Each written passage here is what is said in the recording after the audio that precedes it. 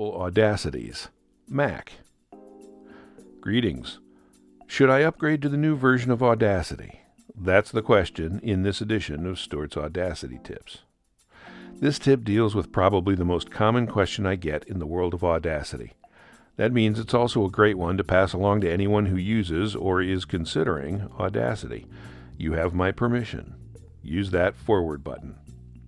Audacity 3.0.4 was released a few days ago, so my attention has been turned to answering the inevitable flurry of should I upgrade emails. Instead of addressing the specifics of the latest version, which we may do in a later tip, I decided to go over how to install multiple copies of Audacity on your computer. This approach allows you to keep the setup you depend on while trying out something new. Warning: the techniques in this tip are not recommended for your production computer if you have any alternative available. Avoid disrupting your workflow mid-project at all costs. Remember, if it ain't broke, don't fix it. Okay, you have been warned.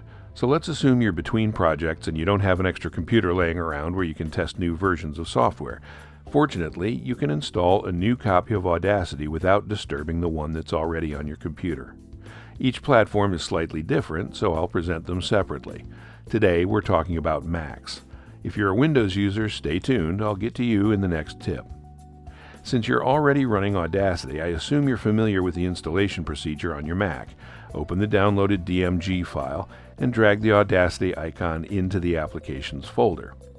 What happens next is the critical part.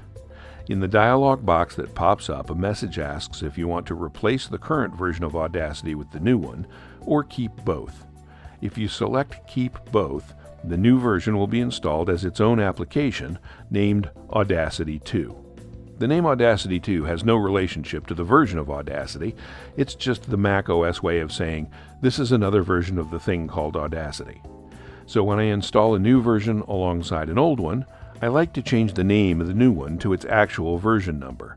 In Finder, go to the Applications folder, find Audacity 2, right-click on it, select Rename, and change the 2 to the version number you've just installed.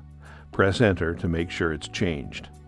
Now you can run either version whenever you like.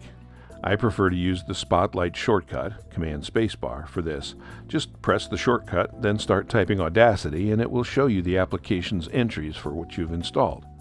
Click on the one you want, and you're off.